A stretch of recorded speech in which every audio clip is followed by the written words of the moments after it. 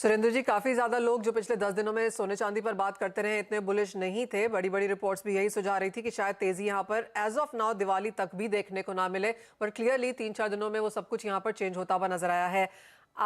Buying on ground फिलहाल कैसी है? जैसे दीपाली भी आपसे पूछ रही थी कि क्या जो इमीडिएटली सडनली लेवल्स बढ़े हैं, क्या इसका डिमांड पे कोई असर पड़ेगा एट ऑल? नहीं, बिल्कुल इसका कोई असर हमने पिछले 3 दिनों से बाजारों में देखा, इसका कोई असर नहीं है। डिमांड बिल्कुल बरकरार है, बल्कि डिमांड बहुत तेजी से बढ़ रही है। नवरात्र का सीजन चल रहा है और उसके बाद तुरंत दिवाली का सीजन शुरू हो जाएगा, तो ये एक फेस्टिवल सीजन है। और 50,000 एक बैरियर था, 50,000 के नीचे जैसे ही गोल्ड जाता है तो लोग खरीदारी के लिए निकलते हैं। अब और तेजी से लोग खरीदारी करेंगे, क्योंकि जिस तरह से ये पिछले 2 दिनों में गोल्ड बढ़ा है, तो वो डेफिनेटली लोग और हायर प्राइस पे बाय नहीं करना चाहेंगे। तो जो डिमांड है वो बरकरार रहेगी और बहुत तेजी से बढ़ेगी। जी, तो डिमांड बढ़ेगी और जैसे जैसे प्राइसेस बढ़ते हैं लोगों को भी लगता है कि वापस से इतने समय के बाद प्राइसेस बढ़ रहे हैं तो और ऊपर ना चले जाएं, इसीलिए भी उनकी ओर से बाइंग इनिशिएट होने की पॉसिबिलिटी है। लेकिन प्राइसेस ऊपर की ओर जा सकते हैं, ये हमारे तमाम एक्सपर्ट्स का व्यू है। लेकिन अब बात प्लेटिनम की भी कर लेते हैं और सुरेंद्र जी आपका व्यू भी इस पर लेना चाहेंगे।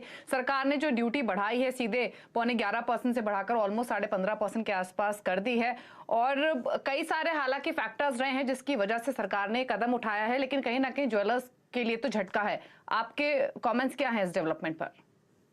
नहीं, कोई भी ज्वेलर्स के लिए झटका नहीं है। देखिए, पिछले पूरे 1 साल में जो प्लेटिनम का इंपोर्ट हुआ था वो सिर्फ 1054 केजी का था, और इस बार पिछले 1 महीने के अंदर जो प्लेटिनम का इंपोर्ट हुआ है, प्लेटिनम अलॉय बार का जो इंपोर्ट हुआ है, वो लगभग 22 टन से 28 टन के बीच में हो गया। इसीलिए सरकार को ये कदम उठाना पड़ा।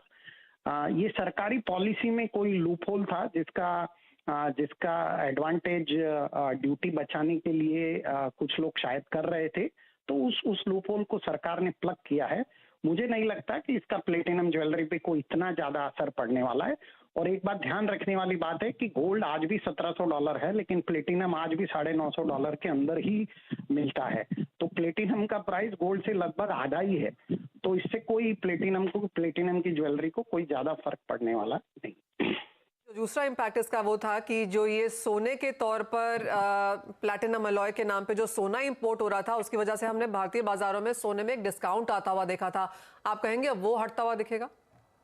एब्सोल्युटली, जैसे ही कल ये नोटिफिकेशन आया है तो सारे डिस्काउंट खत्म हो चुके हैं। और ये जो एक डिस्पैरिटी थी मार्केट में, जो प्लेटिनम अलॉय बार में जो सोना आ रहा था, ये basically it was a loop hole in the policy, जिसको कि प्लग किया गया। और अब सारे डिस्काउंट खत्म हो चुके हैं।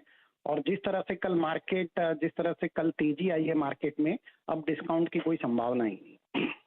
एज एन इंडस्ट्री सुरेंद्र जी, हमने थोड़ी बहुत यहाँ पर ग्रोथ हर साल यहाँ पर आते हुए देखी है, और जैसे आपने कहा भाव $900,000 के बीच में यहाँ पर घूम रहे हैं, जबकि सोना 1700 के पास है, तो क्लियरली ऑलमोस्ट हाफ जैसा है। लेकिन डिमांड ग्रोथ किस तरह की है? आप प्लेटिनम की डिमांड की बात कर रहे हैं? हाँ जी। प्लेटिनम की जो ज्वेलरी बनती है उसकी इतनी डिमांड अभी भी भारतीय बाजारों में नहीं है। ज्यादा करके प्लेटिनम ऑटोमोबाइल इंडस्ट्री में पॉलिशिंग के लिए यूज होता है, तो प्लेटिनम जो ज्वेलरी है उसकी बहुत ही कम डिमांड है। ये बड़ी सरप्राइजिंग है कि प्लेटिनम का प्राइस जो है गोल्ड से आधा है, लेकिन लोग प्लेटिनम को खरीदते नहीं है। इनफैक्ट आई वुड रिकमेंड कि आप प्लेटिनम को खरीदिए, गोल्ड को मत खरीदिए। बट भारतीय बाजारों में लोगों को गोल्ड की बहुत चाहत है, इसलिए लोग गोल्ड ही खरीदते। जी, शुक्रिया सुरेंद्र जी अपने व्यूज देने के लिए इस पूरी ही डेवलपमेंट पर। क्योंकि गोल्ड का चार्म अलग है, ज़्यादा पॉपुलर बाइंग गोल्ड में सदियों से चली आई है, तो उसी ट्रेंड के साथ जाते हैं। और कोई भी फेस्टिव टाइम हो, लोग सोना खरीदना तो पसंद करते हैं ही। लेकिन चलिए आगे बढ़ेंगे, कुछ और स्ट्रैटेजीज। जी मनीषा जी। दीपाली मैं कह रही थी हम इस बार प्लैटिनम खरीद लेते हैं, हम इस चीज में यहाँ पर कंट्रीब्यूट कर लेते हैं। हाँ, और जब सुरेंद्र जी कह रहे हैं कि सोने से ज्यादा प्लैटिनम में बाइंग फायदेमंद रहेगी, तो कोई कुछ तो इनफैक्ट उसके पीछे रीजन है, तभी उन्होंने ये बात कही है। एनविचवेज आगे बढ़ेंगे और एक बार क्विकली मेटल्स पर भी राय ले लेते हैं, क्योंकि यहाँ पर थोड़ी सी रिकवरी दिखी आज के सेशन में। एल्यूमिनियम, कॉपर और जिंक आधा से 1% मजबूती के साथ कर रहे हैं ट्रेड। तो अनुज, आप बताइए कोई ट्रेडिंग स्ट्रैटेजी रहेगी बेस मेटल्स में आज के लिए? दीपाली जी, बेस मेटल में कॉपर हमने पिछले 3-4 दिनों में काफ़ी अच्छी रिकवरी